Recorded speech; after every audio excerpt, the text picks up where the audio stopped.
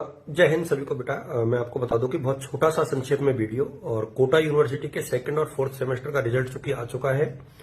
Result को लेकर के आपका जो भी सवाल है, पहली बात तो आप रिजल्ट क्या आया है, आपके बीपीआरओएम है, एफईआरओएम है, या पास है या फेल है, वो आप लोग कमेंट में लिखें।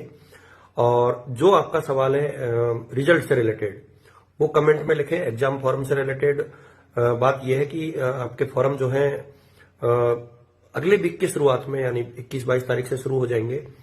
परेशान नहीं होना है। और इसके बाद जो है आप लोग थोड़ा सा डिस्कस कर लेना। मैं आपको सारी बातें साझा कर दूंगा। कमेंट आप कर लीजिएगा।